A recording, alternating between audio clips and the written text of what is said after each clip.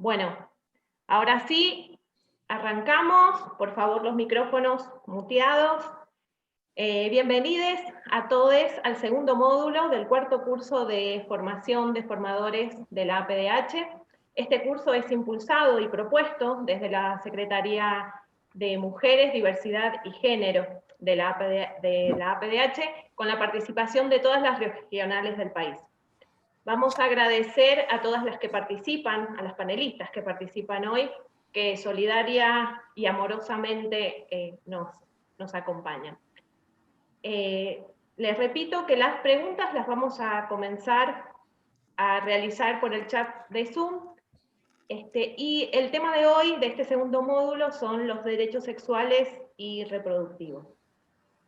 Nuestra primer panelista, es un lujo que esté con nosotras, con nosotres, es Nelly Mingelski. Ella es abogada, especialista en Derecho de Familia, milita causas de derechos humanos y feminismo, es profesora consulta de la Facultad de Derecho, titular de la Maestría de Políticas Públicas de Infancias y Adolescencias de la UBA.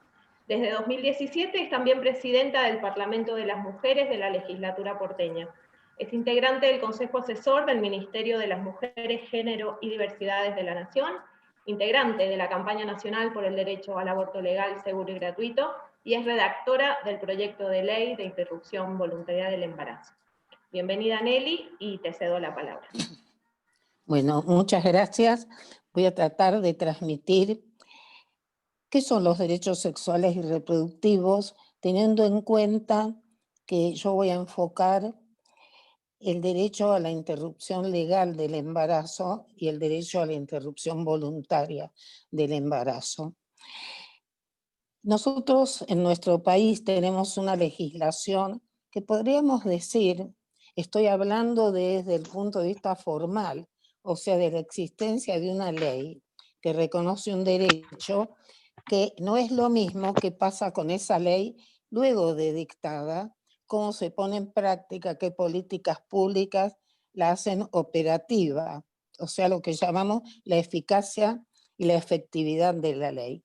Entonces, desde el punto de vista formal, en la Argentina tenemos una legislación que podríamos decir que mal contempla en forma relativamente satisfactoria los derechos de las mujeres. Estos derechos fueron sucesivamente adquiridos a través de nuestra historia. Primero con el derecho a voto,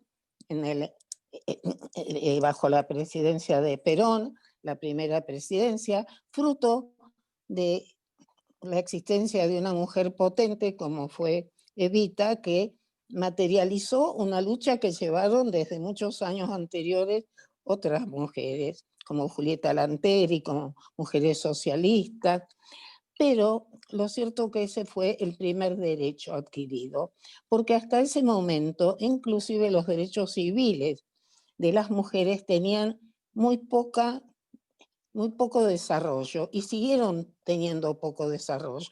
O sea, podíamos votar, pero dependía de nuestros maridos, seguían siendo el administrador de nuestros bienes, fijaban el domicilio conyugal.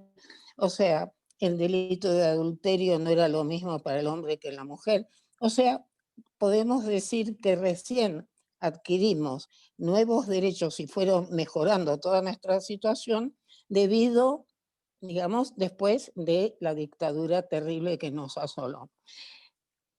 Simultáneamente con ese después de la dictadura, en esos años después de la guerra, porque tenemos que pensar que para que nosotras tuviéramos derecho, las mujeres tuvieron que suceder catástrofes mundiales, como fueron las dos guerras que asolaron el mundo en el siglo pasado. Las mujeres que primero tuvieron derecho al voto en otros países después de la guerra del 14, nosotros y otros países después de la guerra del 45. Y con la ratificación, con el dictado por Naciones Unidas de los tratados de derechos humanos, se empiezan a reconocer en esos tratados que tienen la virtud que obligan al Estado que lo firma a reconocer a sus habitantes determinados derechos.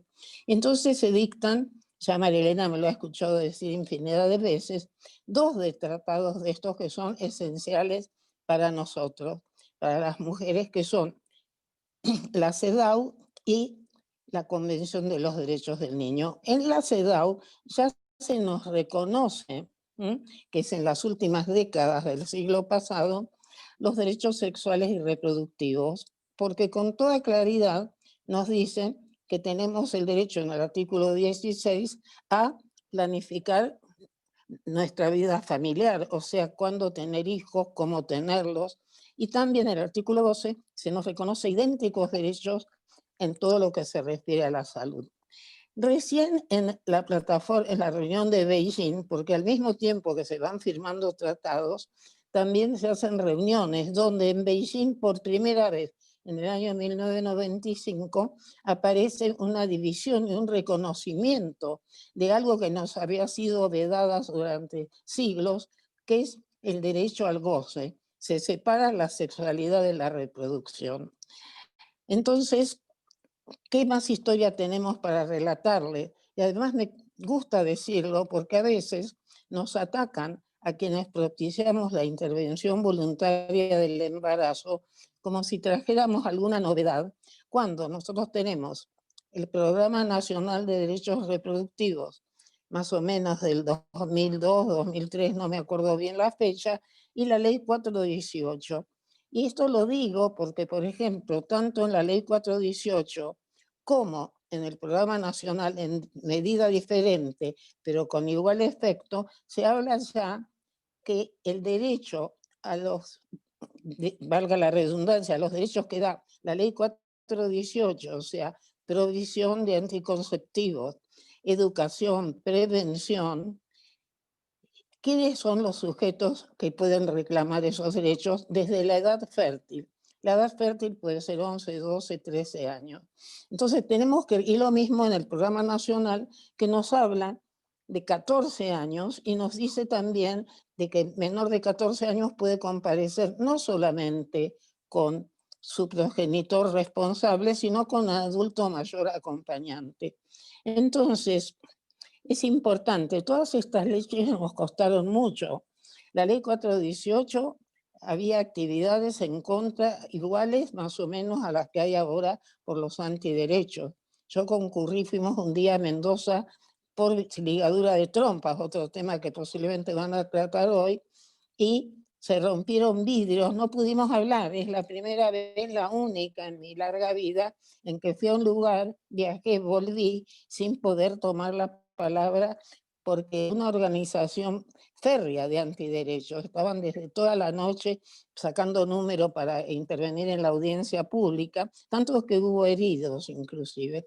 Entonces nuestra lucha es una lucha muy fuerte, que tiene larga data, la campaña que empieza con los encuentros, fenómeno único en el mundo, que nacen los encuentros, pero nacen después en 2005. ¿Y de qué estamos hablando? Como yo les dije hoy al empezar, hay como una asignatura pendiente. Hemos obtenido muchos derechos y nos falta. ¿Y por qué nos falta? ¿Por qué hemos tenido tantas dificultades para obtener el derecho a la interrupción voluntaria? No solamente no hemos obtenido la interrupción voluntaria, sino que durante décadas, les aclaro que en nuestro Código Penal, desde 1921, y como yo digo, espero que no cumpla 100 años esa ley y que la hayamos derogado mediante la despenalización y la legalización del aborto, rige en nuestro país un código penal que en relación al aborto lo condena, pero también nos dice que es legal, o sea, no es punible, y esto se nos tiene que grabar en esta lucha, que desde 1921 el aborto, o sea, la interrupción voluntaria, porque no es que obliga, la mujer que queda embarazada por una violación y quiere continuar el embarazo, puede hacerlo, nadie la va a obligar, pero la mujer que no soporta, que no puede, tiene el derecho a una interrupción. Y no solamente cuando proviene el embarazo de una violación, sino también cuando nos encontramos que hay un peligro grave para la salud.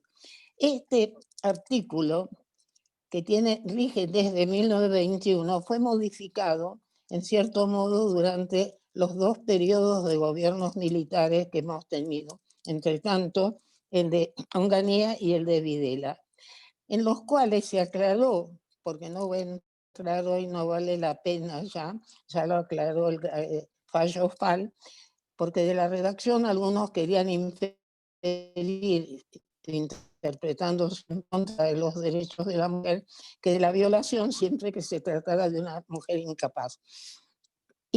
Pero eso lo aclararon en estos periodos dictatoriales, pero le agregaron elementos, o sea, grave, y que para la violación había que hacer la denuncia penal.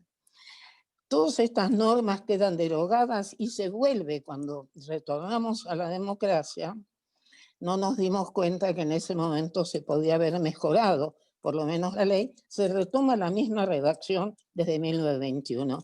Hoy en día nosotros tenemos esta norma, las interrupciones legales del embarazo en los casos de violación y en los casos de peligro de muerte o de la salud de la mujer.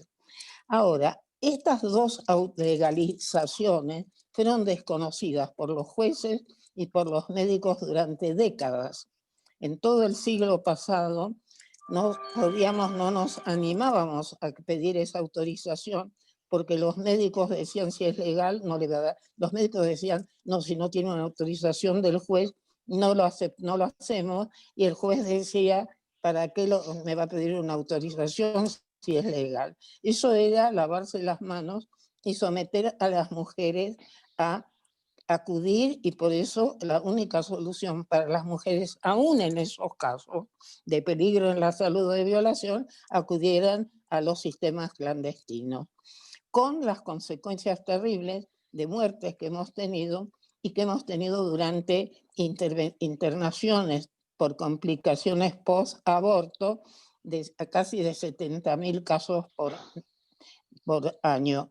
En estos momentos esa cantidad ha disminuido por el uso del misoprostol. Entonces, ¿qué nos pasaba también? Que no se interpretaba salud como si fuera salud en los términos que había en 1921. Es como que hoy en día hablemos de salud y no hablemos de psicoanálisis, de psicología, de enfermedades mentales.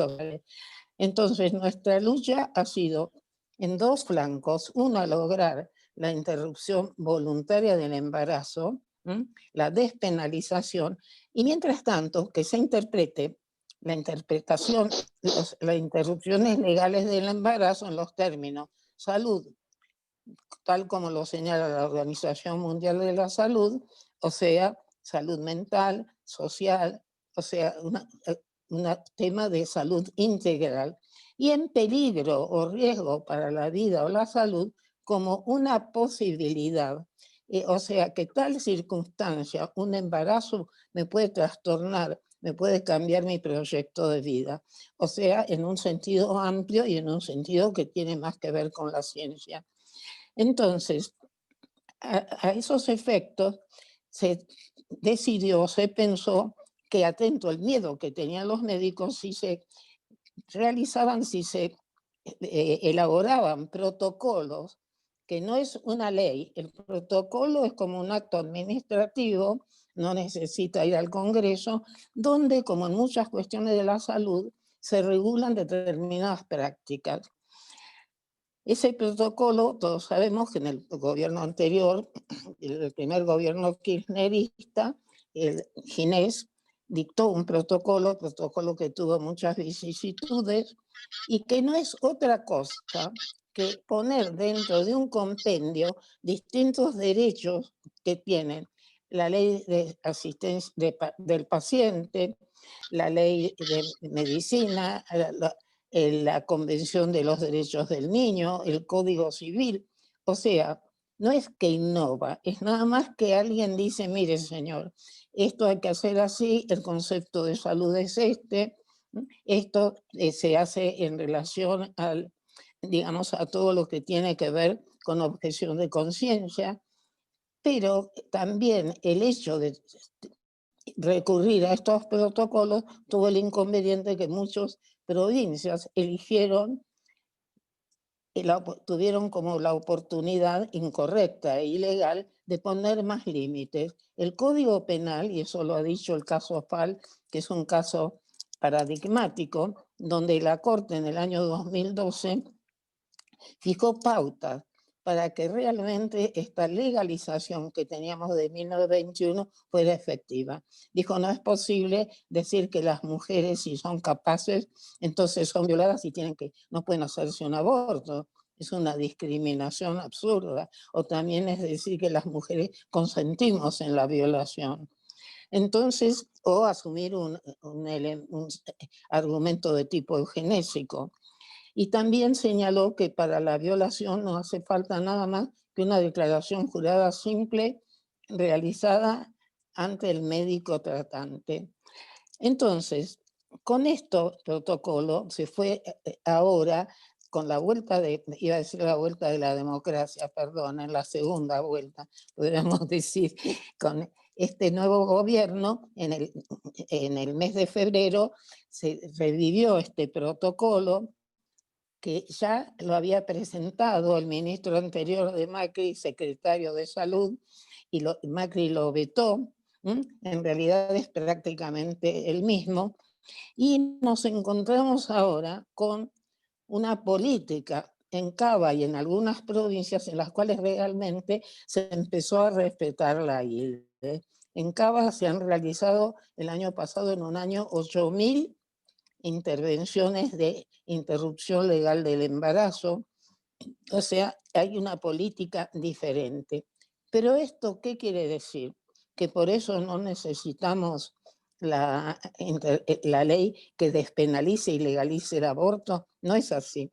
Nosotros venimos de una larga lucha, tuvimos esa saga maravillosa, esa vivencia que habrán compartido todas ustedes en el 2018, ese ver cómo expresábamos a través del derecho al aborto, el derecho a la interrupción voluntaria, mucho más, porque eso tiene que ver con la autonomía, tiene que ver con nuestra capacidad de persona. El hecho, hay varios argumentos que dicen, bueno, pero igual hay pocas presas. No, señor, hay presas. Se han hecho ahora investigaciones, ha salido en estos días una en Tucumán, del 2012 ahora 400 mujeres procesadas en Tucumán.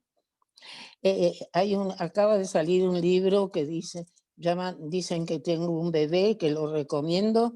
Unas abogadas han investigado el tema de cuántos casos habrán visto la película Historia de Familia. Y ese caso es real. Hay jóvenes presas hasta por cadena perpetua, porque desprovistas y vulnerables como son, embarazadas que a lo mejor ni saben hasta los últimos meses de embarazo o no se animan a decirlo, van al baño, el bebé sale, están desesperadas, no saben ni cómo proceder, el bebé se cae, se muere o nace muerto, pero las condenan. Entonces, y además la existencia de una penalización del aborto pesa sobre todas las mujeres en edad fértil, porque la posibilidad de un embarazo no deseado proveniente de una relación sexual que es lícita, sea cual sea la relación, no hay relaciones sexuales ilícitas salvo las de abuso.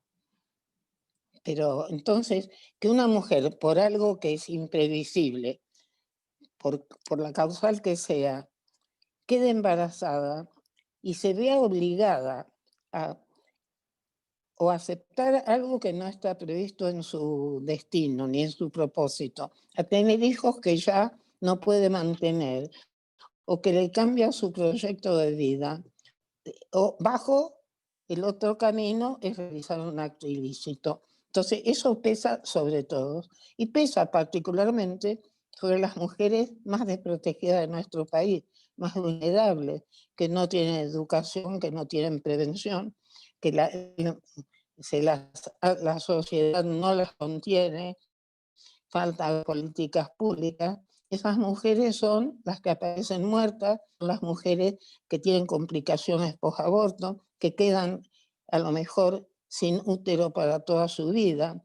O sea, Acá el tema es algo muy profundo, tan profundo que yo digo que a pesar de que todos los códigos civiles hoy, y realmente el Código Civil del 2015 nos da la categoría real ya de persona, porque tiene el artículo 1 y 2 la referencia, la CEDAW, a todos los tratados de derechos humanos, en realidad seguimos siendo incapaces, porque si a mí me obligan a cambiar mi proyecto de vida. O sea, la no autonomía, la no libre decisión en relación a nuestra capacidad reproductiva es un hecho que nos priva, no somos capaces, porque no nos dicen que somos, y a nadie se le obliga en derecho, porque no estamos hablando de moral, estamos hablando en derecho, a hacer, digamos, sacrificios. La ley no obliga a sacrificios y la prueba es que yo si tengo un hijo, ya hijo en serio, ¿m? O hijo corpóreo que nació, que lo crié y se está ahogando o tiene una enfermedad y nadie me obliga a mí a donarle un riñón ni a salvarle la vida. O sea, es muy profundo. Entonces la pregunta también es decir, ¿y por qué será? ¿Por qué, doctora? ¿Por qué tenemos tantos derechos? Tenemos ley de matrimonio igualitario, tenemos ley de identidad sexual y este derecho nos cuesta tanto. Bueno, se dice, y yo creo que es cierto, que es uno de los bastiones que todavía tiene el patriarcado. Es el más duro, es el núcleo, es el hueso más duro. O sea, sacarnos de este lugar de reproductoras. Porque miren ustedes, estamos como se bastardea por un lado la maternidad, porque la maternidad forzada ha sido declarada ya como acto de tortura por Naciones Unidas. Entonces se bastardea y al lado mismo también se magnifica y se glorifica. O sea, yo creo que es porque es disruptivo con el modelo que nos ha querido imponer la sociedad. Cuando hablamos de la ley de matrimonio igualitario, y la ley inclusive de identidad, son personas que la sociedad, el control social, las incorpora en realidad a figuras institucionales en general, ¿vale? En cambio nosotros estamos disruptiendo, estamos rompiendo y el patriarcado no lo tolera bien. Entonces, la raíz de esta oposición, y que desgraciadamente antes los antiderechos invocaban creencias, ahora ya no invocan 2 creencias, minutos, invocan algo Nelly. totalmente falso, desde esta científica, desde el punto de vista jurídico, la existencia de dos vidas. El concepto vida no es un concepto de la biología, porque vida también tiene un muerto, porque la muerte se declara por el encefalograma o por transmisión sanguínea, digamos, por el cese de circulación, pero sigue habiendo vida, crecen las uñas, el pelo. Si un corazón no podría haber trasplante si los órganos no tuvieran vida cuando están extraídos del cuerpo. O sea, hay toda una construcción científica y lo mismo no hay tiempo, no quiero robarle tiempo a mis compañeras para explicarles, pero les aseguro, y eso se demostró en los debates del 2018, que es constitucional, o sea, la interrupción voluntaria del embarazo, la despenalización y la legalización no hacen más que cumplir que la Argentina, que si no lo hace tiene responsabilidad frente a la violación de los tratados de derechos humanos. Entonces, yo espero el proyecto de la campaña, no sé, me dicen cómo estoy con el tiempo, Sí, un la minuto. compañerita de San Juan. Un Bueno, minuto, el Nelly. proyecto de la campaña es un proyecto que debe ser que no la mujer en ningún caso, y estamos deseosas y esperamos que el proyecto del Ejecutivo, que no lo conocemos, pero confiamos, porque Vilma Ibarra en el 2010 presentó un proyecto que tenía la despenalización hasta las 12 semanas, que tenía, no era un frente de legalización, pero sí contemplaba todo el tema de la razón por los hospitales, por los establecimientos, central, pero tenemos que exigir que se presente este año. Es un derecho pendiente, las mujeres merecemos que se despenalice y se legalice, porque recién ahí ya vamos a tener una responsabilidad muy grande que esta ley sea eficaz y efectiva, que llegue a todos los rincones de nuestra patria, porque no nos vale de nada cuando hay una ley. Supongamos lo que pasó el año pasado, me quedó muy grabado, una niña que vivía en Moreno, que tenía cerca un hospital amigable, murió por un aborto clandestino. Entonces, la ley y después empezar a trabajar para que se difunda, se conozca, y ahora que tenemos un Ministerio de la Mujer, a exigirle también que ponga todas sus fuerzas en eso. Es un problema de derechos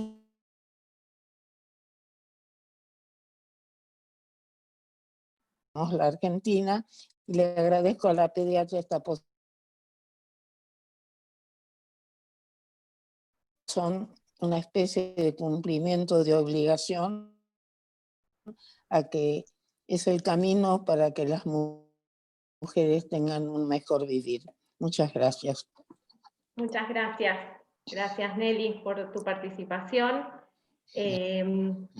Vamos a continuar. Yo me voy a presentar. Soy Luciana Mazuelos y pertenezco a la Secretaría de Género y Diversidad de la APDH Regional San Juan. Les vamos a pedir a las personas que siguen ingresando al Zoom que por favor apaguen sus micrófonos. Así le damos la palabra a la próxima compañera. Ella es Patricia Rosenberg, es médica, magíster en epidemiología, gestión y políticas de salud.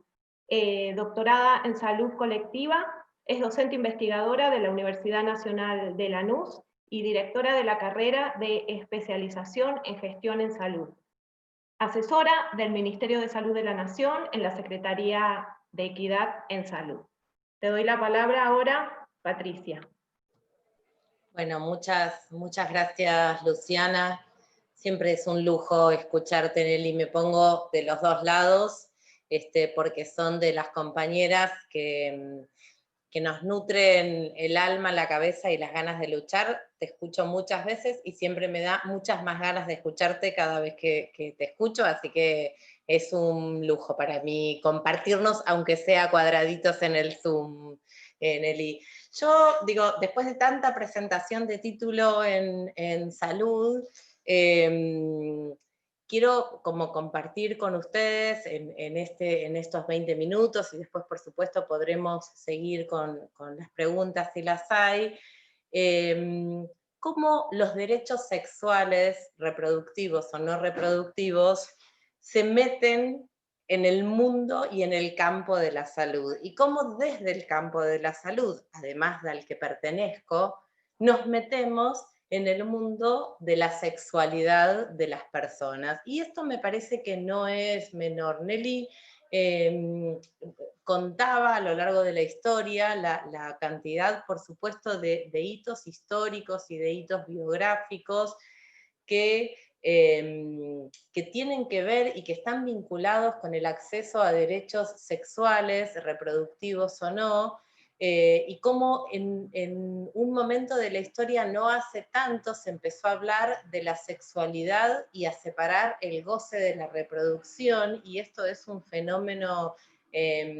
bastante contemporáneo, y cómo en nuestro país existen leyes. Una es, por supuesto, aún este Código Penal tan viejo, pero que ya en 1921 garantizaba algunos accesos a la interrupción del embarazo. Sin embargo, hubo que esperar hasta el fallo FAL para que algunos de esos derechos sean interpretados de forma correcta, no de otra manera, sino de forma correcta. Esto que contaba Nelly, que no es la condición de la capacidad o la discapacidad de la mujer la que cambia el delito en el caso de la violación. Y lo otro es que este concepto de salud, de la Organización Mundial de la Salud, para todos aquellos que incluso venimos de una crítica sobre qué es esa definición de la Organización Mundial de la Salud, porque decimos, bueno, la Organización Mundial de la Salud define a la salud como el completo bienestar biológico, psicológico y social. Fuimos muy críticos de esos hasta que llegó el fallo FAL y entonces levantamos la bandera y dijimos, sí, la salud es el completo bienestar biológico, psicológico y social. Y entonces, si una persona gestante o con capacidad de gestar, hay algo que le interrumpe un poquito ese completo bienestar, tiene derecho a interrumpir su embarazo y esto está despenalizado por el Código Penal. Y entonces, digo, lo que yo quiero transmitirles, no voy a profundizar, por supuesto, en lo que ya compartió Nelly, es, si nuestro país tiene muchos avances, aún con la absoluta convicción y necesidad que necesitamos la ley de interrupción voluntaria del embarazo, ¿por qué no nos alcanza con lo que tenemos, digamos, ¿no? Nosotros tenemos un país que es muy garantista en leyes vinculadas a la sexualidad. Un ejemplo de eso es la ley de parto humanizado, la ley de parto respetado, la ley 25.929,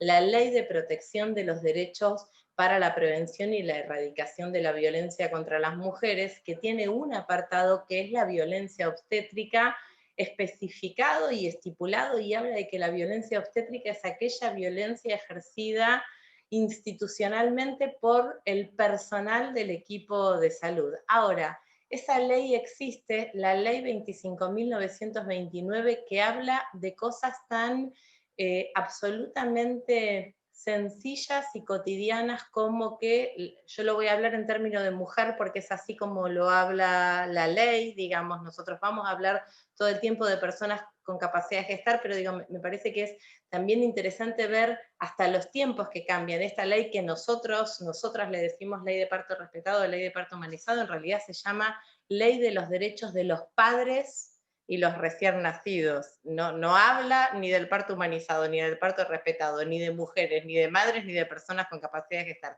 Habla de los padres. Es una ley sancionada en el 2004, reglamentada en el año 2015, no importa cómo se llame, ya tendremos tiempo de cambiarla, porque lo más importante es que se cumpla, digamos, ¿no? Y aún así, digamos, ¿no? Y aún teniendo esta ley, sin embargo, las personas que están en el proceso de parto y nacimiento, las personas que paren y las personas que nacen, también son violentados en esos derechos. Entonces, yo quiero traer a la reflexión, o por qué esta introducción es, necesitamos las leyes, pero las leyes no alcanzan, digamos, para que se cumplan los derechos.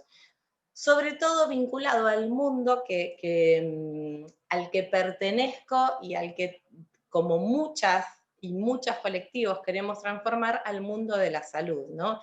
Y el mundo de la salud se ejerce desde, hay un concepto que a mí me parece que es muy importante, que es el concepto de la biopolítica, ¿no? Un concepto de Foucault de muchos años, y es cómo la política empieza a regular la biología. Y los primeros términos biopolíticos es cuando el poder del soberano deja de ser el poder de decidir quién muere o quién no, y pasa a ser el poder de decidir quién vive y cómo, ¿no? Y entonces ese ejercicio de la biopolítica, en el que se encarna nuestra formación como médicas, como médicos, como enfermeros, como trabajadores sociales, como psicólogos, no hay ninguna profesión de las que trabajamos en salud que está exento de esa historia, y esa biopolítica lo primero que ejerce es la posibilidad de regular las vidas de las poblaciones, y eso es la biopolítica, cómo regular las vidas de las poblaciones. Y la primera elección que la biopolítica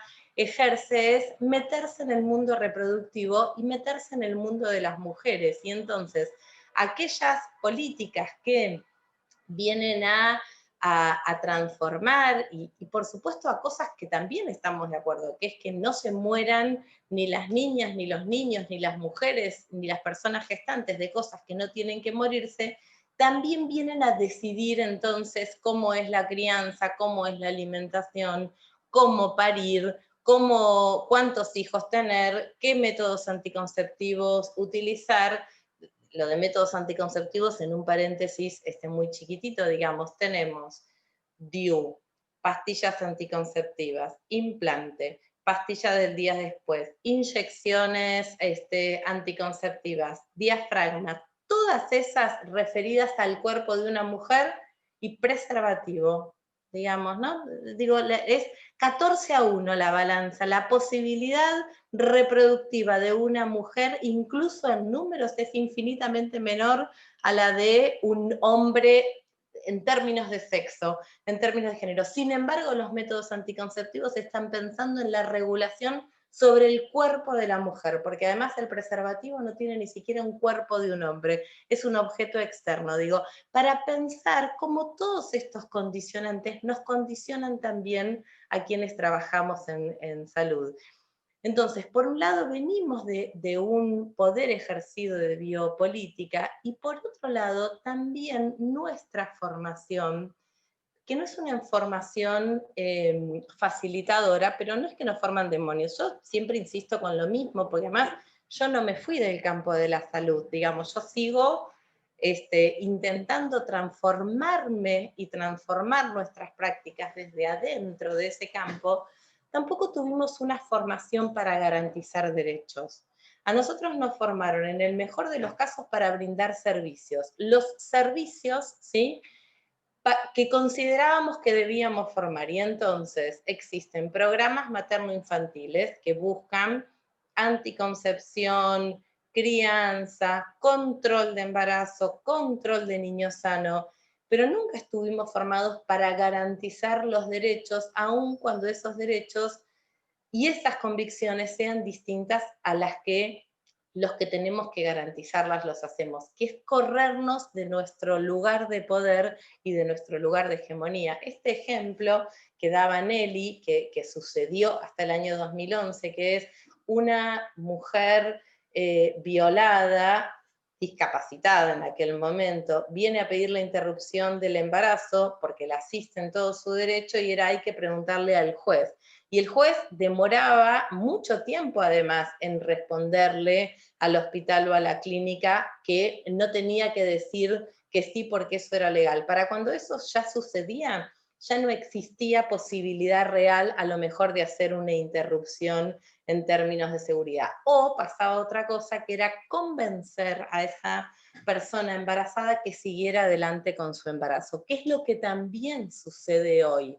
Por eso yo quiero enfatizar mucho en que por supuesto que es muy necesaria la ley, pero nosotros tenemos leyes y no logramos que el sistema de salud sea garante de ese cumplimiento, cuando las leyes tienen que ver con el sistema de salud, porque no todo tiene que ver con el sistema de salud. Digo, haber separado el goce, tenemos que poder sacar el goce de la medicalización. Digo, el goce es una condición absoluta de nuestra cultura, de gozar de nuestra libertad, de nuestra autonomía, de nuestro autoconocimiento, que no pasa por el sistema, que no tiene que pasar por el sistema de salud necesariamente, que tenemos que volver a, me parece, a encuadrar que el sistema de salud, que como médicas tenemos que garantizar el derecho al parto respetado, al nacimiento respetado, a la interrupción voluntaria del embarazo, al acceso al método anticonceptivo que esas personas, mujeres, hombres, no binarios, que cada uno decida, el acceso a la fertilización en aquellas parejas que también decidan tener hijos, pero tenemos que corrernos de ese protagonismo y para eso necesitamos meternos en las instituciones de salud.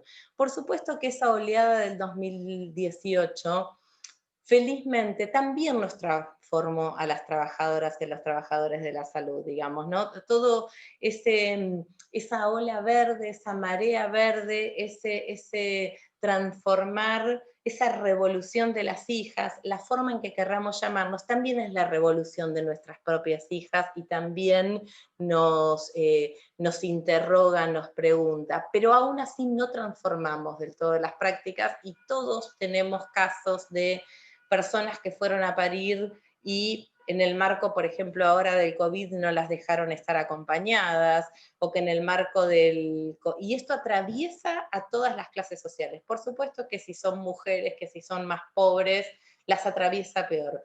Pero la violencia y la clandestinidad atraviesa todas las clases sociales. Entonces, a lo mejor a las clases, aquella mujer que tiene una obra social o una prepaga, le programan una cesárea y se lo venden como una forma de estar a los 2 minutos bien. Y eso también es una forma de violencia obstétrica, de medicalización, de intervención sobre el cuerpo, de anulación de la sexualidad, de anulación de las posibilidades que atraviesa todas las clases sociales. Todas hemos escuchado alguna vez, tristemente, esto de, bueno, te gustó ponerla, ahora bancate sacarla, no grites, portate bien, la infantilización en el momento del parto. Aquella persona que puede pagar un aborto, que también lo tiene que hacer en la clandestinidad, aun cuando pueda acceder a un medio privado, pueda acceder al misoprostol. No es lo mismo recuperar, y yo por eso quiero volver a, no es lo mismo recuperar la sexualidad, la autonomía, el goce, el placer, sin tener que rendir cuentas de mi decisión, haciéndome cargo de la autonomía, que no hacerlo. Y todo eso está detrás de por qué no garantizar derechos desde el sistema de salud. Ahora, no es una batalla perdida, digamos, ¿no? Yo quiero volver a cómo empecé. Las personas que trabajamos en el sistema de salud, en general, por supuesto que perversas y perversos hay, no voy a negar eso, digamos que en general nos gustan las personas, no es que no nos gusten las personas, no es que queremos hacer sufrir, pero necesitamos corrernos de los lugares, necesitamos transformar las prácticas y para eso hay que militar las leyes y los derechos, digamos. La ley es necesaria, pero no es suficiente. Hoy tenemos situaciones, Nelly contaba, y me toca muy de cerquita porque yo soy de Moreno, tenemos una maternidad como la maternidad Estela de Carlotto que puede garantizar derechos vinculados a los nacimientos respetados, a la libertad, a la autonomía, que puede garantizar interrupciones legales del embarazo en el marco más amplio, que puede garantizar vasectomías, pero una niña de 12 años violada murió porque no accedió al aborto. Y entonces me parece que es como militamos, es por todos los lugares. Por supuesto que hay que cambiar la formación de los profesionales de la salud, pero yo no estoy dispuesta a esperar 2 generaciones para tener médicas y médicos que se hayan formado distintos. Las transformaciones son necesarias ahora porque las personas se mueren ahora o porque son vulneradas o porque son violentadas o porque no tienen ese parto en libertad, en autonomía, en explosión de placer como tenemos derecho a tenerlo. Entonces hay que cambiar la formación, hay que cambiar las prácticas, hay que meterse en las instituciones y hay que acompañarnos también en instituciones que no tienen certezas. El COVID es una gran muestra de la no planificación, de la imprevisibilidad que tiene y de que la salud no es una definición únicamente. Ahora, también es real que cuando nosotras podemos estar en organizaciones, esos derechos que garantizamos en relación al parto, al aborto, a la sexualidad, a la anticoncepción, al goce, al placer, son los que también nos transforman permanentemente. Hay un antes y un después de haber acompañado a una persona en un parto respetado o después de haber acompañado a una persona en una interrupción del embarazo en calidad de seguridad y en calidad de amorosidad. Eso nos transforma absolutamente. Así como la oleada verde nos transforma como sociedad, nos transforma como organizaciones de salud. Necesitamos organizaciones de salud que garanticen derechos, comunidades que estén adentro, no es que se comprometan, que las militen, que las tomen, que esas organizaciones de salud pasen a ser organizaciones de la comunidad y que se baraje y se dé de nuevo. Hoy escuché al presidente, Alberto, en el compromiso de que antes de fin de año nosotros tendremos la ley presentada. No nos podemos correr ni un segundo de la garantía de cada uno de esos derechos, y después que eso esté, no nos podemos correr ni un segundo más de cómo acompañamos a que las personas accedan a los derechos y que los trabajadores y las trabajadoras de la salud podamos cambiar nuestras prácticas para poder garantizarlos. Muchas gracias. Muy bien, muchas gracias, Patricia. Clarísimo, tenemos muchísimas preguntas ahora. Bueno, vamos a pasar a la tercera expositora, es una compa de la APDH, Graciela Stuplik. Ella es profesora de educación física, especialista en desarrollo infantil temprano, es documentalista, periodista activista por los derechos reproductivos. Trabajó en el área de neonatología y equipos interdisciplinarios. Se desempeñó en diferentes medios de comunicación, como Radio del Plata, Universidad de Córdoba y Agencia Nacional de Noticias TELAM. También es fundadora y coordinadora de la organización Parir y Nacer, miembro de la asociación civil El Ágora. Es coordinadora de la Mesa de Trabajo de Protección del Parto y Nacimiento de la Defensoría del Pueblo de Cava y es miembro de la Secretaría de Género de la APDH. Adelante, Graciela. Hola, ¿qué tal? Buenas tardes a todos. La verdad que para mí es una responsabilidad desde la Secretaría de Derechos Humanos de Género, ¿no? De la APDH. Me parece que es muy importante enmarcar esta temática de los derechos sexuales y reproductivos. La verdad que nos han dado dos clases magistrales, tanto Nelly Micharkis como Patricia Rosenberg, ambas dos para mí, yo no me canso de escucharlas, y la verdad para mí es realmente un honor hablar ahora. Es todo un desafío también, después de dos maestras. Bueno, para retomar un poco, muchas cosas ya se dijeron, entonces voy a tratar de ser breve para dar espacio a las preguntas, porque ya realmente han dicho cosas muy interesantes. Yo quería plantear un enfoque que me parecía interesante que podamos pensar entre todos, que tiene que ver que cuando una persona gestante o mujer está embarazada, ahí comienzan tres funciones a ponerse en juego: la función materna, la función paterna y la función del hijo. Y allí la equidad de géneros que se les ocurra poner estas funciones. ¿Qué pasa con estas funciones? Tienen sus precursores, nosotros venimos desde la infancia jugando con estas funciones, pero en un momento de la vida, o por elección o porque sucedió, comienza un embarazo. ¿Qué quiere decir que comienza un embarazo? Que nosotros en ese periodo de gestación necesitamos que nuestros cuerpos biológicos tengan un lugar para ser mirados y cuidados, ¿sí? Para controlarlos.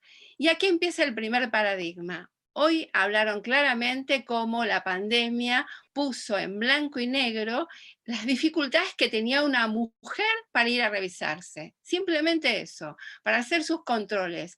Esos controles estaban en un campo de salud minados de infección alrededor, cuando en realidad un embarazo es algo sano, es saludable. Sin embargo, había, por ejemplo, en la Ciudad Autónoma de Buenos Aires, como por ejemplo el Hospital Fernández, subir hasta un 5.º piso, ¿no? Entonces las maternidades se encontraban entre medio de las enfermedades. Acá ya hay un primer paradigma que desde la mesa de trabajo, cuando vimos esto, empezamos a alertarnos. ¿Qué pasa? ¿Qué vamos a hacer con los cuerpos de estas funciones parentales que se inauguran, que tienen que ir a un lugar amoroso a festejar su momento de vida, o si de alguna manera está con alguna dificultad, nos encontramos con este primer paradigma en donde el COVID empieza ya a prender las primeras luces.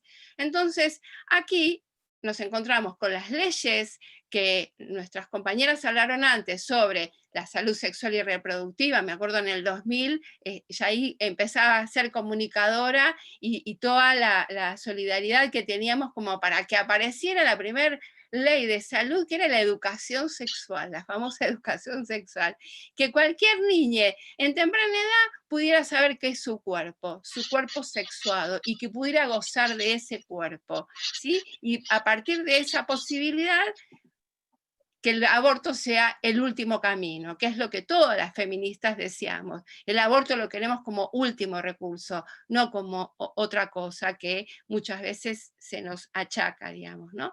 Entonces, a partir de todo este fenómeno que empezó a darse en el COVID, fue decir, bueno, ¿y cuáles son las instituciones que puedan realmente darnos una posibilidad de estar enmarcados en una ley como la 25.929, que es la ley de parto humanizado? Ay, queremos estar acompañados, vamos a nuestra primera ecografía. Ah, no, no se puede.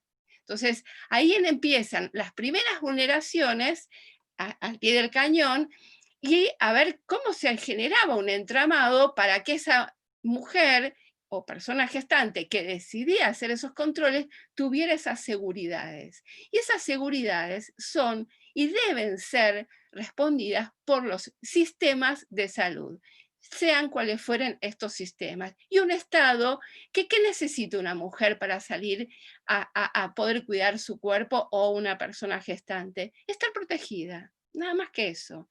Y poder expresar sus movimientos, sus expresiones verbales, sus subjetividades, sus emociones, sin tener ninguna palabra, que es la que estalló ahora, que es el miedo. La violencia obstétrica y el miedo son grandes aliadas. Y acá las amenazas aparecieron al pie del cañón.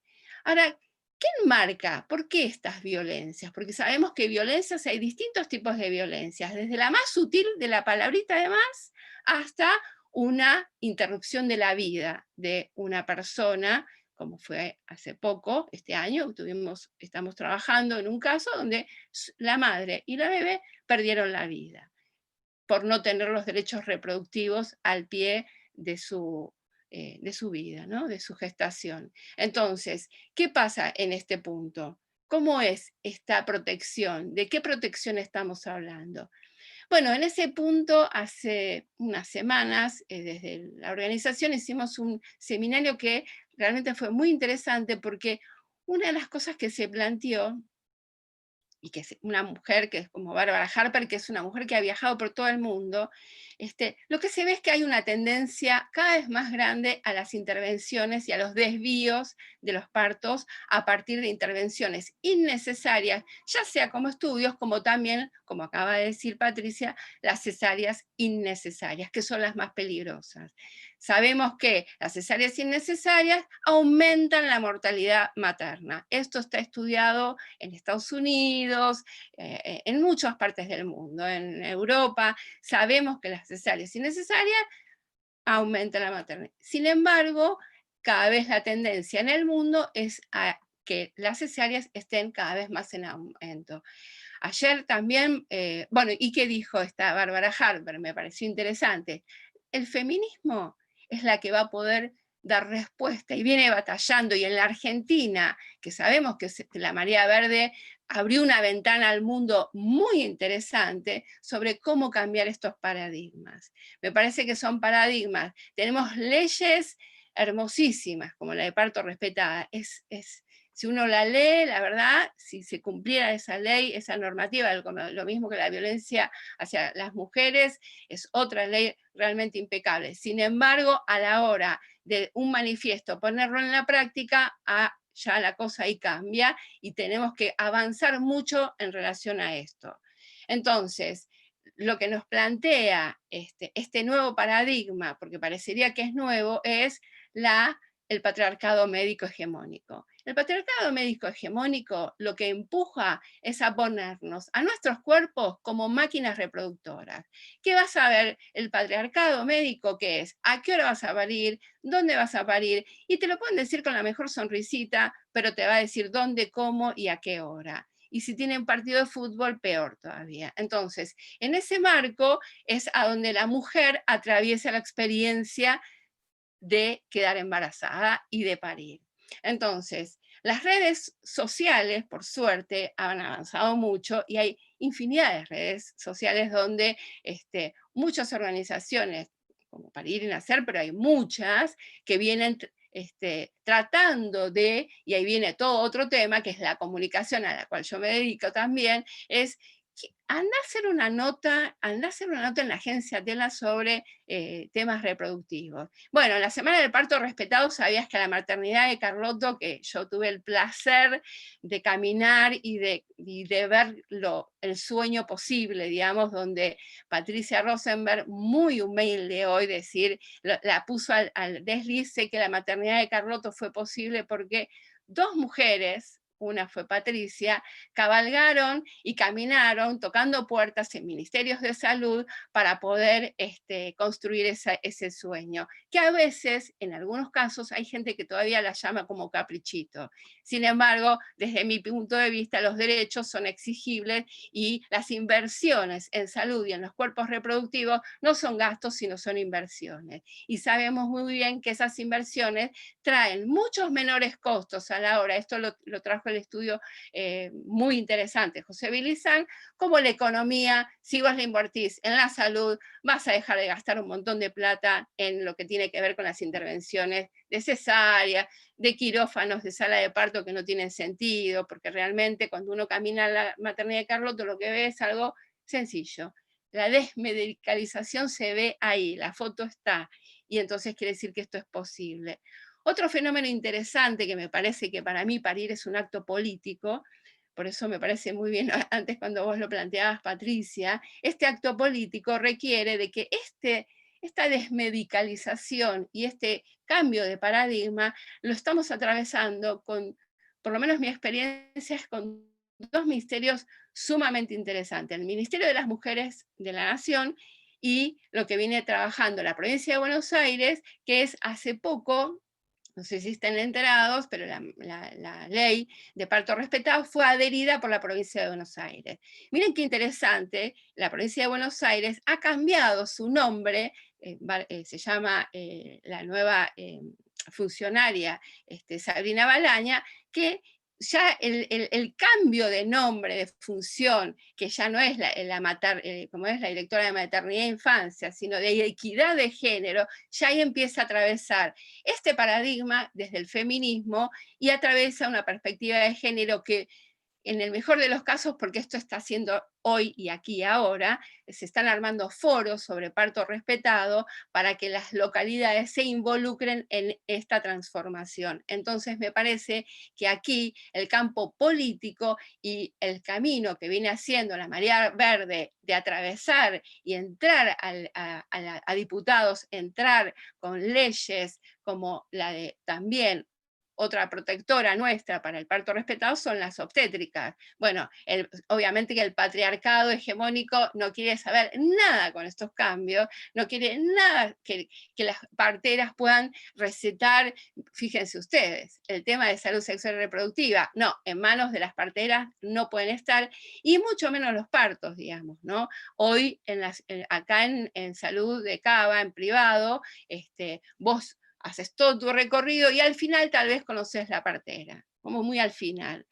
Me acuerdo que en una actividad que estuvimos con Patricia en la Defensoría con María Elena Nadeo, que nos abre las puertas, había una periodista de Página 12 que vino a hacer una nota y dice, y estaba embarazada, yo pensé que era una embarazada, y dice, ay, ¿y ahora qué hago con todo esto? Cuando empezamos a contar lo de las cesáreas, que se hizo un informe que se llama Tiempo de Parir, y le digo, y bueno, ¿conoces a tu partera? No, ¿y qué hacer? Y bueno, andá y fíjate quién es tu partera en realidad. Entonces, bueno, este fenómeno que me parece que la marea verde empieza a avanzar, mi planteo, el planteo por lo menos desde la organización, es poder entramar, poder meterse en estos medios de comunicación para que la salud reproductiva sea un tema, más allá del Fondo Monetario Internacional, que es muy importante y todo lo que sea, que la salud sea un tema. Ya el COVID, ayer lo decía Mario Rovere, ¿no? Lo interesante del COVID fue que salud empezó a formar parte de la agenda mediática, ¿no? Pero desde la enfermedad. Y también me acordaba cuando Mario hablaba esto en una actividad que se hizo ayer en la PDH, cuando ¿se acuerdan cuando empezamos a hablar de la salud sexual y reproductiva? Fue por el HIV, fue por un virus, ¿no? Que vos te dejaban hacer notas y decir, no, sí, el HIV, y que estaban todos alertados con el HIV. Bueno, ahora de nuevo, podemos pensar en algunos temas de salud, pero en el marco del COVID, digamos, ¿no? Todas las jornadas de salud pasaron en el marco del COVID, o sea, de nuevo la enfermedad y el paradigma de la enfermedad estaba ahí vigente. Entonces, si me dicen a mí cuál es, retomando, ¿no?, el parto respetado, ¿cómo lo defino? A mí me gustó como dijo un médico, y una partera también, es un parto que va de corazón a corazón.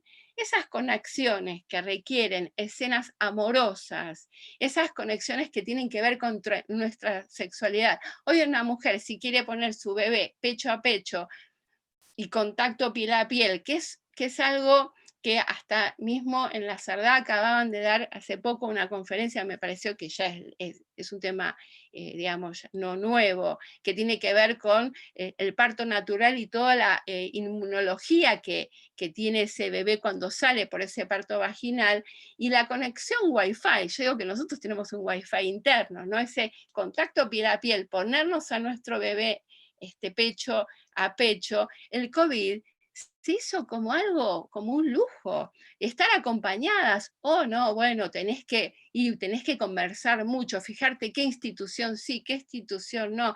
Con María Elena, llamados a distintos funcionarios para poder sensibilizar a hospitales que empezaran a abrir esas puertas.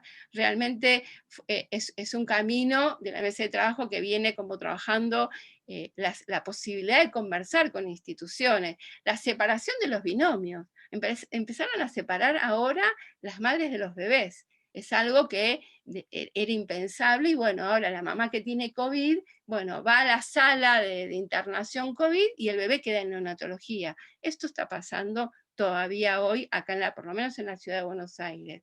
Y otro tema es que en este marco, la posibilidad de que una mujer pudiera gozar con su cuerpo en el momento de parto y estar con la ropa, digamos, adecuada para poder tener este contacto, moverse, tener, digo, simplemente una pelota esférica, un banco de parto, poder acuclillarse si lo desea. Todas estas cosas son cuestiones que están dentro de una posibilidad de una ley, y sin embargo se hace muy difícil. Yo creo que la verdad, creo que nuestras disertantes anteriores, y yo creo que con esto más o menos pudimos enmarcar un tema que es tan importante como es el goce de nuestra propia salud reproductiva, digamos, tomarlo no como máquina, nuestro cuerpo como máquina reproductora, y cambiar este paradigma al goce de parir.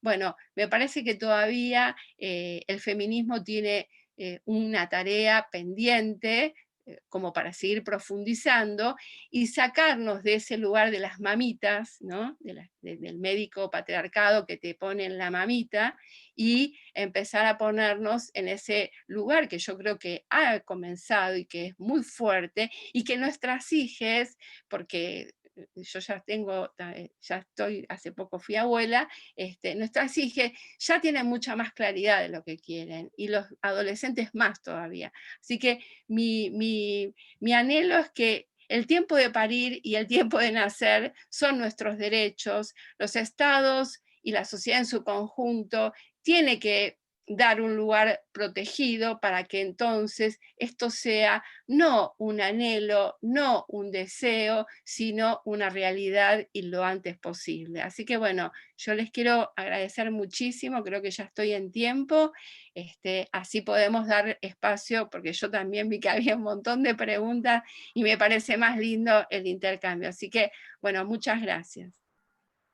Muchas gracias, Graciela. Sí, bueno, tenemos un montón de preguntas. Les voy a hacer una a cada una, y bueno, y en un tiempo lo más acotado las van respondiendo. Una pregunta para Nelly es, ¿cuáles son las objeciones a la ley de aborto legal de la campaña que tiene el gobierno nacional? Primero. Una pregunta para Patricia, que si en los hospitales y en los centros de salud hay protocolos de atención para varones trans embarazadas y mujeres indígenas que se respeten donde se respeten sus creencias. Y para Graciela, sí también se considera violencia la subrogación de vientres.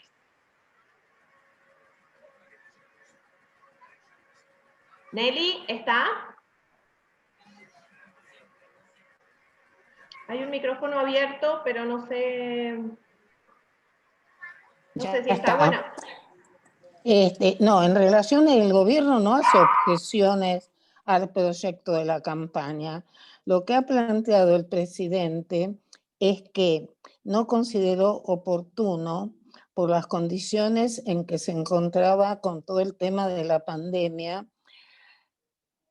que él planteó que quería que el Ministerio de Salud fuera una apoyatura grande para la campaña, porque sabemos que van a salir los antiderechos, porque aparecía como una objeción que no era cierta, o por lo menos yo no la escuché, que era la alusión al Ministerio de Salud era por el tema de ocupación de camas. Eso no es así, es a la inversa, porque más del 80 y pico % de las intervenciones que se hacen son con misoprostol, son en las primeras semanas. Entonces, al contrario, favorecemos, porque al salir de la clandestinidad y utilizar el misoprostol, que es mucho menos traumático que cualquier otro procedimiento, entonces hay menos complicaciones post-aborto. Entonces no están estas 30.000 que han salido el otro día, como ya dato, de necesidad de internaciones por abortos hechos en formas que no son las correctas, que son todo lo contrario de los cuidados que hay que tener. Entonces, yo entiendo que la única objeción que había planteado era porque habrán considerado, Ginés es un referente muy importante en el Ministerio de Salud. Recuerden ustedes que hasta llegó a amenazarlo, no me acuerdo qué cargo tenía en la Iglesia Católica, dijo que le tiraría al agua. O sea, entonces supongo que eso fue una idea. Hoy mismo el presidente ha dicho que lo va a presentar antes de fin de año. Yo espero que lo haga. Desgraciadamente tuvimos esta historia del COVID, de la pandemia, porque a lo mejor si no hubiera existido eso ya hace varios meses, porque lo prometió y después lo ratificó permanentemente. Esperemos, la campaña está realizando acciones, invitando a todas las instituciones que las hagan. Esperemos que presente su proyecto, que se discuta y que salga un proyecto y que se aprueben diputados y senadores, ¿no? O sea que no hay una objeción. Yo creo que inclusive van a tener muchos puntos en común el proyecto de la campaña con el proyecto del Ejecutivo. Bueno, muy bien, muchas gracias, Nelly. Patricia, sí, en los centros de salud hay protocolos realizados para la atención de varones trans embarazadas y para la atención de mujeres indígenas que respeten sus creencias.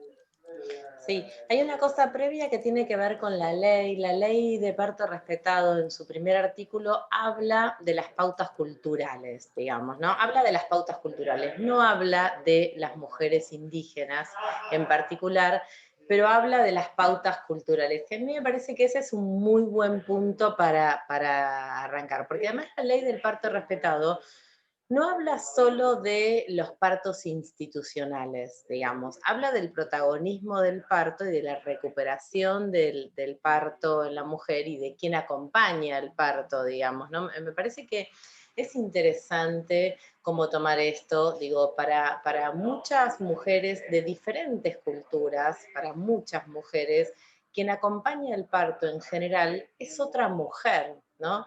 Y la otra situación es que en la ley de parto respetado y los protocolos hablan de la no medicalización y de la no patologización. Entonces, muchas veces lo único que tiene que hacer el equipo de salud es estar aguardando, nada más que eso. Y entonces, la mujer con su acompañante, la persona que está pariendo con su acompañante, con su recién nacido, pueden vivir todo ese proceso de parto. Y además hay que garantizar algunas cosas, como por ejemplo que la sala donde esa mujer, donde esa persona va a parir, no sea una sala que se parezca a un hospital, e incluso tener a resguardo los elementos de intervención. Si yo digo, no voy a intervenir con tu parto, pero lo primero que me encuentro es una mesa que tiene un bisturí, una tijera y una aguja, anda a hacerme creer que no me vas a hacer una episiotomía, digamos. Y eso inhibe la liberación de oxitocina, inhibe la liberación de endorfina. Tener la luz alta, necesitamos luz tenue, necesitamos silencio, necesitamos no interferencia de celulares. Así que si bien creo que no habla específicamente, sí creo que está contemplado. Y después respecto a varones trans, hay experiencias muy interesantes de acompañamientos, de nacimientos y de partos de varones trans, poquitas en nuestro país, pero existen en el Hospital Mariano y Luciano de la Vega, en la maternidad Sardá, en la maternidad Carlotto, donde vuelvo con esto que es cuando uno garantiza derechos, ¿no? Es una cascada, no es que garantiza el parto respetado en mujeres cis y no en varones trans, que garantiza el parto respetado y no garantiza el aborto. Cuando uno arma una organización que garantice derechos sexuales y reproductivos, es toda esa cascada junta. Perdón, y hay una experiencia que me parece que estamos acompañando y que es muy interesante, que es en la provincia de Neuquén, un hospital intercultural que se está armando interculturalmente también. Digo, me parece que eso va a ser un lugar donde después además se puedan discutir prácticas en otros lugares, digamos, ¿no? No es que ese tiene que ser el único lugar para que puedan parir las personas de la comunidad indígena. Creo que tiene que haber distintos lugares que puedan reproducir libertades en estas dinámicas. Muy bien, muchas gracias. Graciela, si se considera violencia obstétrica la subrogación de vientres y si está legislado.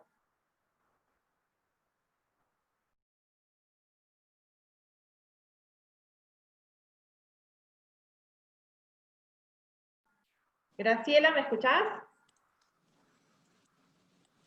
Sí, acá estoy. Me parece que no, pero no, ¿no es cierto, Patricia? No, no está legislado, perdón. Estuvo Dale. incluido en el... Perdóname, hago esta aclaración.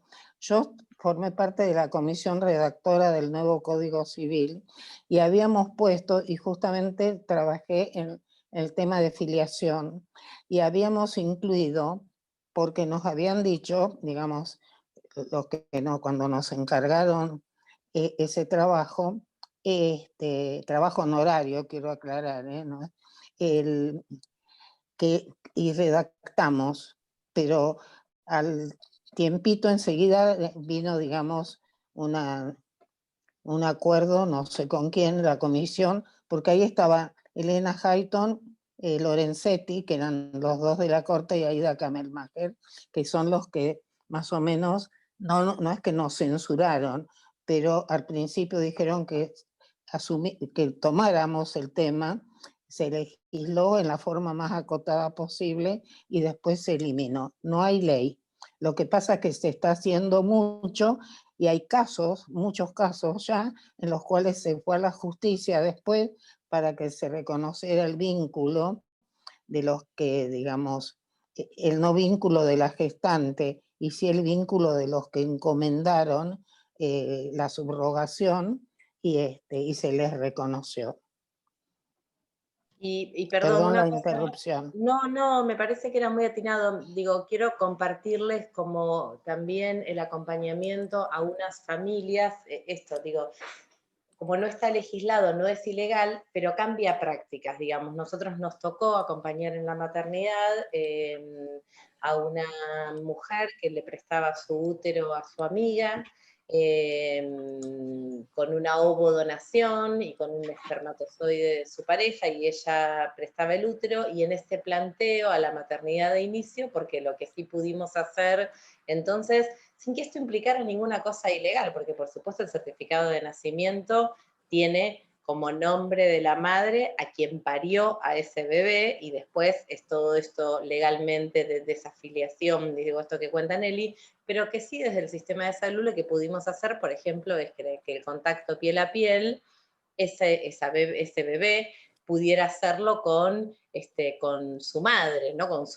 con quien acababa de parirlo. Y eso nos llevó a nosotros a una readecuación de las prácticas, para vincularlo con lactancia, para que lo reciba su papá y su mamá, para que haya 4 personas en la sala de partos, para que se le inhiba la lactancia a quien acababa de parir, para que tengan destinados 2 lugares, y entonces todo el proceso de la internación de esos 2 días con ese bebé puede hacerlo su mamá y su papá. Entonces a mí me parece que eso también habla de por qué necesitamos las leyes, porque las cosas suceden igual, porque esas parejas tienen necesidades, y porque si el sistema de salud quedamos pedaleando en no saber qué hacer, o si lo que hacemos está bien o está mal tampoco.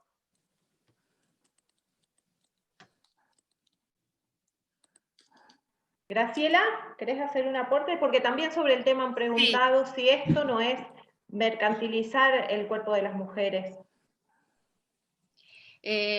Me parece que yo soy muy respetuosa en la decisión de cada mujer y de lo que quiere hacer con su cuerpo.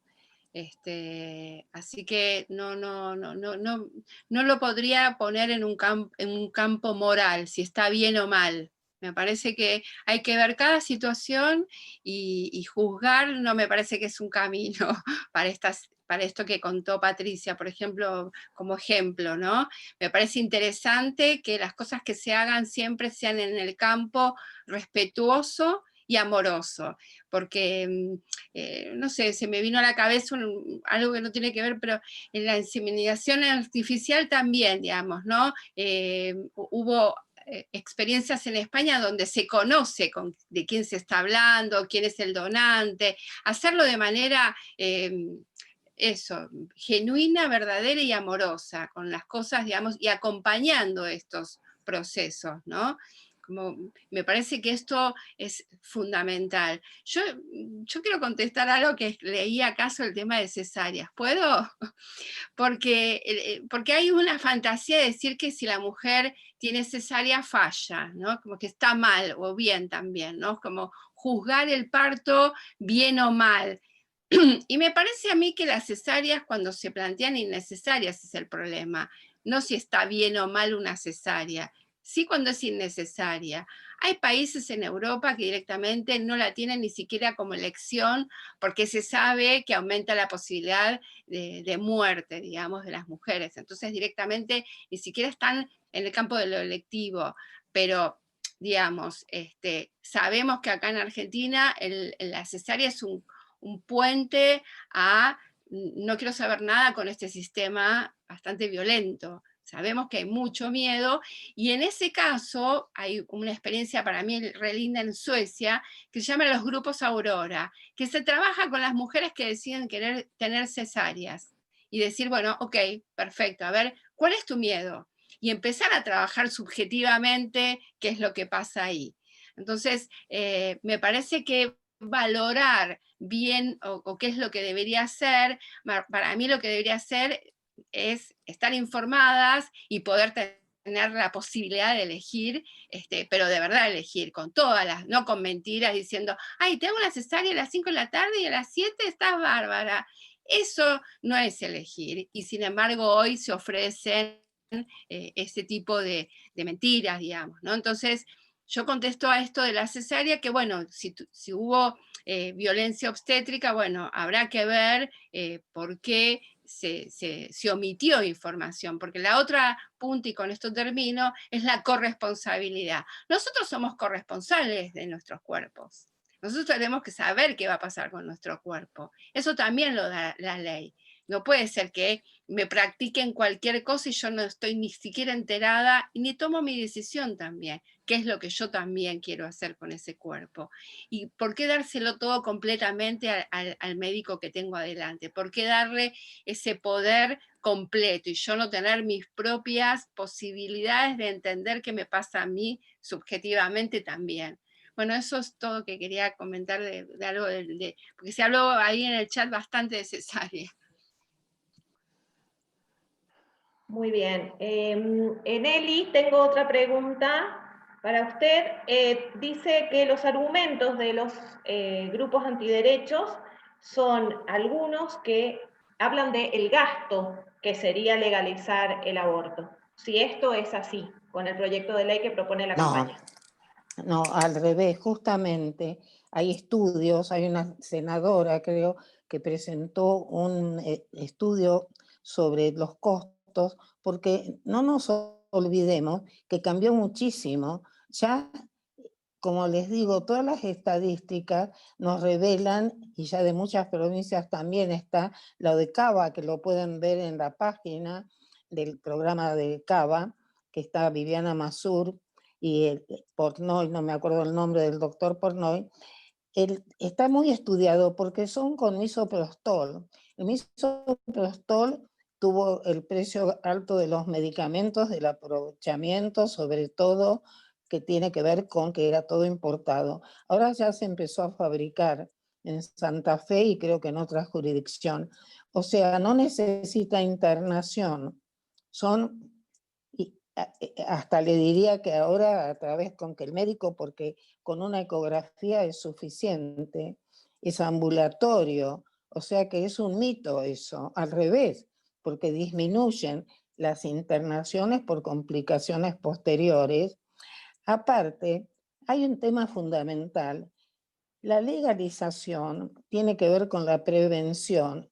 Si yo puedo ir tranquila, y no como ya lo dijo un famoso caso, Natividad Frías en 1966, donde los jueces dijeron, eran más modernos que algunos que hay ahora todavía, no modernos, más humanos, dijeron que no se podía condenar a una mujer que iba al hospital con un aborto que era un ilícito. Nuestra Constitución dice que nadie está obligado a declarar contra sí mismo. Entonces, que la mujer frente a este hecho, y sobre todo las mujeres más vulneradas, más carenciadas, tenían que elegir entre vivir, ir al hospital o la cárcel. O sea, la disyuntiva era entre o me muero o voy al hospital y salvo la vida y voy a terminar en la cárcel, como le pasó. Hay expedientes que son dramáticos, de mujeres que van y le preguntan a la policía que está en la puerta del hospital, como suelen estar, le dice, ¿qué le pasó? Y me puse un perejil, estoy diciendo lo que dice un expediente, ¿no? Entonces, de ahí en más, se consideró que en realidad las mujeres, y no siempre, después hubo cambios, que no se puede acusar ni procesar a la mujer cuando el único elemento es su propia presencia en el hospital y la confesión. Yo quiero agregar algo en relación a lo que dijo Patricia, que acá hay que destacar la labor de la campaña de la red de profesionales de la salud, que ya son miles o más, y que están garantizando la ILE en muchos centros. Lo que pasa es que nuestro país tiene dificultades terribles. El otro día una compañera de Salta me contaba que todos los departamentos que rodean la ciudad de Salta, los hospitales son objetores de conciencia. Entonces, a las mujeres, como el movimiento de la campaña está bien difundido, cuando se sabe que hay una mujer, digamos, ya adulta, que necesita una ILE, bueno, la llevan a la ciudad de Salta. Pero ¿qué pasa con las niñas? las captan en esos mismos hospitales y le hacen cambiar y las desvían y terminan aceptando o las hacen aparecer como que están prestando su consentimiento. ¿Qué consentimiento? Podemos hablar de niñas de 10, 11, 12 años y continúan con un embarazo. Hoy alguien mencionó lo del shower ese que hubo en Corrientes. ¿Se acuerdan? Una niña que va en Corrientes este año, va al hospital con su mamá para que le hagan el aborto. Ahí la captan. ¿Y cómo la captan? La verdad que tendríamos que hacer procesar a todos estos médicos y operadores. Dicen, no le vamos a hacer el aborto porque la nena se asusta, no quiere que le hagan una inyección. Al poco tiempo le hicieron una cesárea. O sea, hay mucha gente en nuestro, así como por suerte está creciendo la red de educadores, la red de médicos de la salud, que están justamente para que estas cosas permeen toda la sociedad. Pero todavía tenemos, ustedes leyeron un fallo que salió hace poco, que más o menos nos tildó a todas de asesinas, de brujas, de que denunció a la ministra, a María Estela Maris Martínez, no sé cómo no la denunció a Marilena Nadeo, se tendría que ofender, denunció, pero o sea, tenemos sectores enquistados en la sociedad. Perdón, no quiero invadir otros terrenos. Muy bien, muchas gracias, Nelly. Sí, este tema es muy complicado porque recordemos que el caso que está nombrando Nelly terminó incluso con un baby shower organizado por un grupo religioso. Organizaron un baby shower para esa niña abusada, embarazada.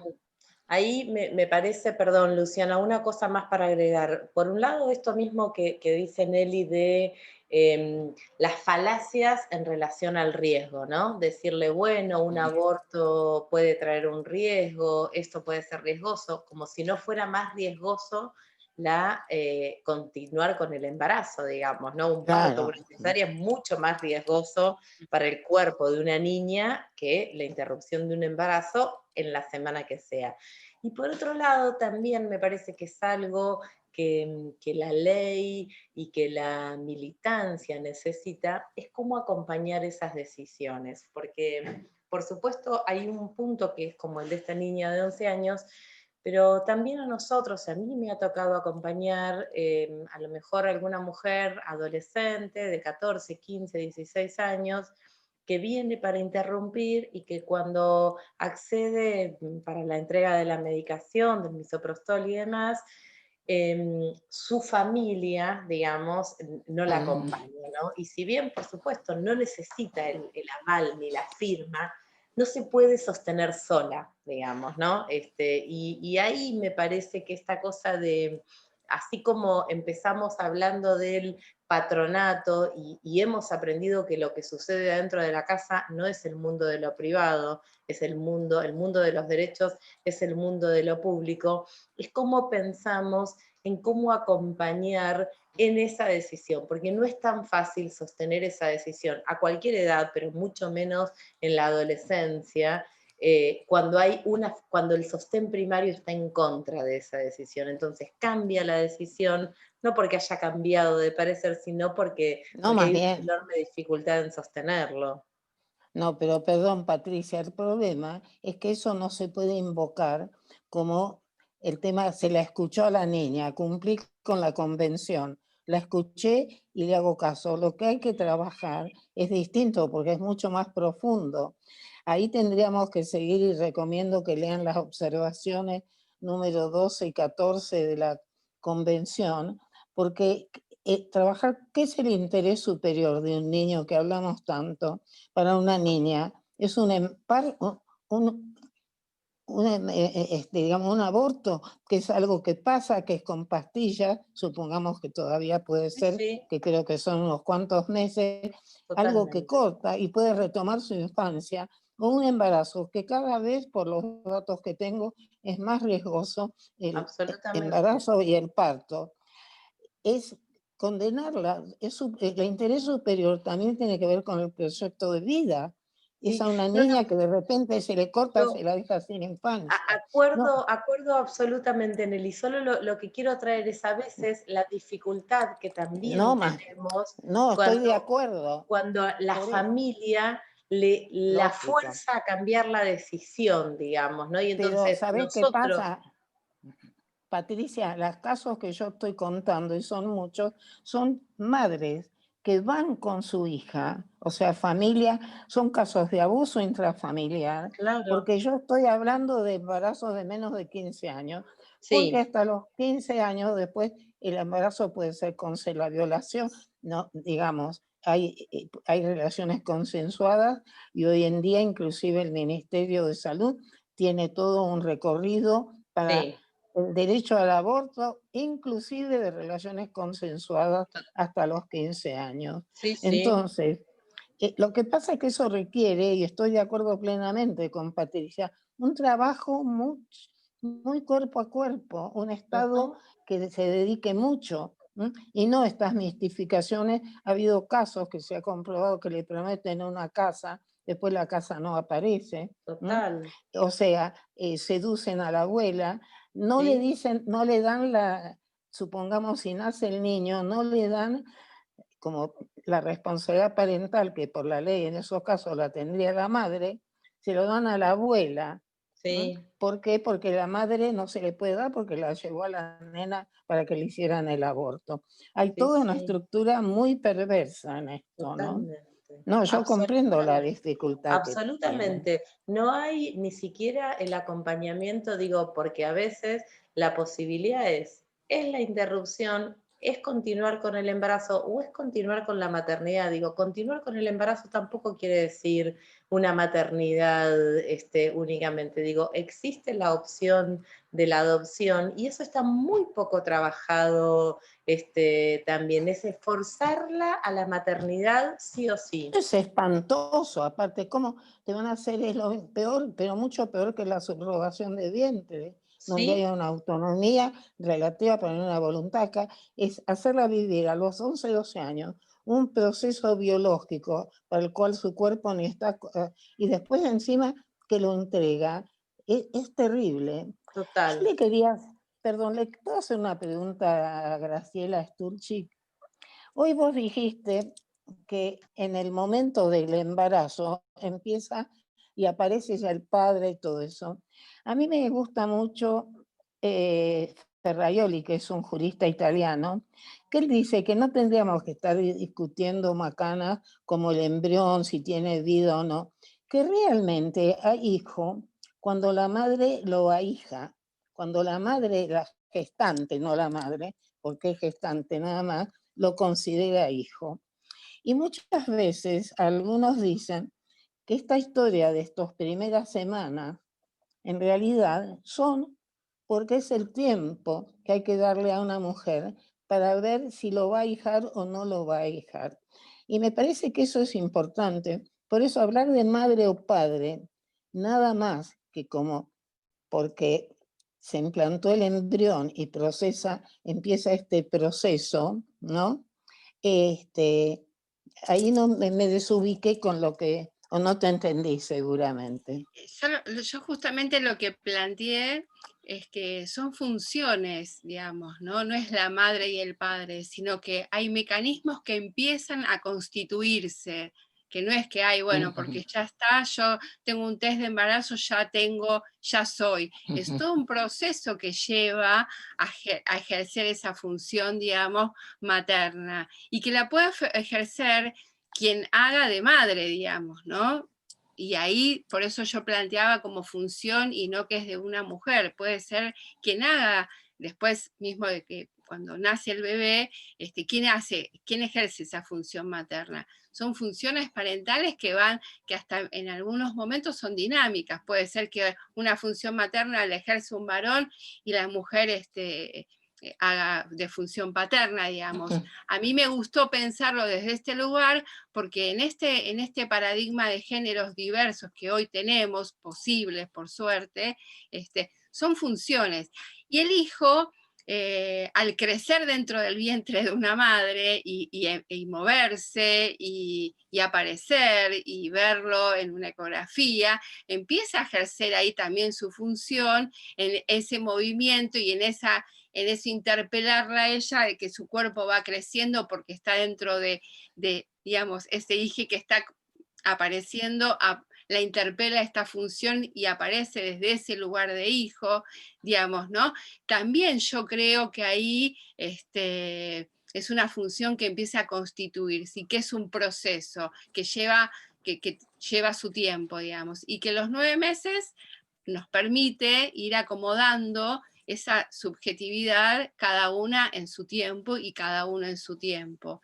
Las funciones paternas las puede ejercer el acompañante que esté al lado de esa función materna, que no sabemos quién es, puede ser, no sé, hasta imaginario, diría, ¿no? Puede ser alguien que la función materna, digamos, ejerza sobre esa posibilidad de estar acompañada. Por eso me gustó pensarlo en ese término, no en mamá, papá, digamos, no en la madre y el padre, sino cómo se van ejerciendo, si van constituyendo esas funciones. Y la función del hijo me parece interesante, sobre todo en ese momento fundante que es el parto, cuando se hace ese primer contacto, cómo ese bebé, cuando entra en contacto y cuando esa mirada aparece, cuando ese olor aparece, y cuando esa pastita que aparece como el primer toque, con ese toque que va desde lugares inesperados, cuando digamos, lo que se llama la hora de oro, que tiene que ver con esa hora de cuando llega, o ventana de oro, esa posibilidad de que esas funciones entren digamos, en contacto, en vínculo, y poder proteger eso, para mí es como que desde esos lugares cada uno va a, bueno, eso, va a poder sentir y va a poder expresar ese encuentro. Cuando las instituciones interrumpen ese proceso, que hay que acompañar, no hay nada que decir, si hay algo que no hay que hacer es decir nada ni tocar nada de ese momento, porque realmente es una intervención, y una intervención puede llegar a ser hasta una palabra. Me parece que esas funciones se ponen en marcha solas, y eso me parece que es lo maravilloso de ese proceso, y creo que es lo que debemos proteger, digamos, ¿no? En cuanto a las niñas madres, yo quiero decir algo también, ¿no? Digamos, ¿qué función materna puede pensarse en una niña? Me acuerdo que yo estaba en un hospital y la querían dar pecho a una nena de 13 años. Y decían, no, tiene que lactar, tiene que ser ¿cómo es? Tiene que darle el pecho porque tiene que darle el pecho. Y la nena no entendía ni que había sido madre, yo creo. Entonces era una nena muy chiquita, tendría 14 años, y también el paradigma de esas niñas bueno, que hay que acompañarlas, para mi punto de vista, desde un mundo muy interdisciplinario, y acompañar ese proceso de manera de proteger los derechos de esa niña que acaba de ser vulnerada por una violación, y cómo acompañar todo ese proceso, ¿no? Me parece que de ahí a pensarla como madre, o sea, hay un abismo, me parece. Muy bien, chicas, esto está buenísimo. Tenemos un montón de preguntas.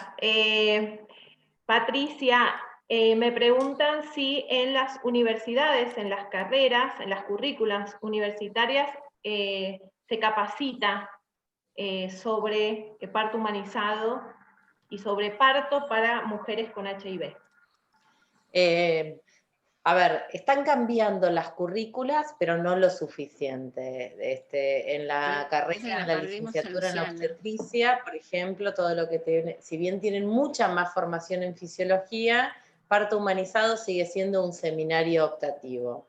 En la carrera de medicina, depende de las universidades, por supuesto, digamos, hay una enorme variedad en la formación, pero no está todavía como parte de la currícula obligatoria del programa de obstetricia, ni del programa de medicina legal. Medicina legal nos pone en juzgadores, no en garantistas de derechos, digamos, ¿no? Entonces ahí hay un enorme y un largo camino para recorrer. Y después me preguntaste lo de HIV, sí, digamos, a ver, ahí hay una formación que es mucho más, por ejemplo, digo, todo lo que tiene que ver con acompañamiento de parto a personas con HIV fue cambiando. Hoy no es necesario hacer una cesárea, cuando antes estaba recomendado por la carga viral y demás, y aún así sigue habiendo prácticas que van en contra inclusive de lo que la propia biomedicina promueve como una situación de seguridad. Hoy, por ejemplo, tener HIV con una carga viral indetectable no condiciona cuál es la vía de finalización del parto. Muy bien. Y teníamos también otra pregunta sobre, bueno, hay muchas historias sobre violencia obstétrica a lo largo de todo el país, y si están reguladas las licencias paternas para acompañar a mujeres que van a parir. Lo mismo, muy poco, va cambiando, por supuesto, pero bueno, sigue siendo poco, ¿no? Una licencia para el acompañante de 15 días es poco para ejercer funciones maternas, paternas, digamos, ¿no? Nosotros también estamos esperando nuevos roles, nuevas masculinidades, nuevas feminidades, nuevas maternidades, nuevas paternidades, nuevas comaternidades, nuevas copaternidades, pero tienen poco tiempo de ejercerse y tienen poco grupo donde ejercerse. Yo creo que es necesario ahí tener realmente un cambio, acompañarse, las rondas, los relatos de experiencias, y después leyes que puedan garantizar realmente que en el uso de licencias se pueda optar, los tiempos, esto me parece que es necesario. Igual, insisto en que hay cambios. Por supuesto que hay provincias que aumentaron los tiempos de las licencias para las maternidades, para las paternidades, la licencia del uso de adopción es indiferente quién va a tomarla o no, pero todavía hay mucho para legislar. Y Patricia, también si hay protocolos de atención para personas sordas o con capacidades, mucho más acentuadas. Digamos, es muy importante porque en realidad la ley de parto respetado contempla, digamos, no solo personas sordas, personas no videntes, personas que tienen otros idiomas, digamos, ¿no? Que vienen de otros lugares, que tienen otras culturas, y entonces, por ejemplo, es garantizar los intérpretes, ¿no? Intérpretes que a veces pueden ser, insisto, para personas que tienen que utilizan un idioma diferente al de la institución, o para personas sordas, y la ley dice que la institución debe garantizar la correcta adaptación de la institución a esa persona, con lo cual o tiene que poder garantizar un intérprete, o que esa persona venga, además de quien la acompañe en el parto, con su intérprete, pueda la institución tomarlo y absorberlo. Ni que hablar de traductores, que es todo otro tema, pero la ley ya lo contempla, hay que ejercerlo. Y después hay reglamentaciones distintas en las distintas provincias, y eso me parece que es importante.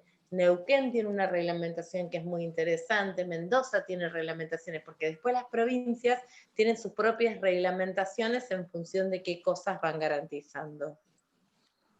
Quería comentar algo en relación a las licencias, porque depende de los gremios. Por ejemplo, en Cava, el Poder Judicial tiene hasta 30 días para el hombre, y en las paritarias generalmente se contemplan más días que los que son habituales esto. Y quiero comentar un fallo que salió hace muy poco de una pareja de dos mujeres, que una se ve que parió al bebé o la bebé, y otra lo va a dar la lactancia, asume la lactancia.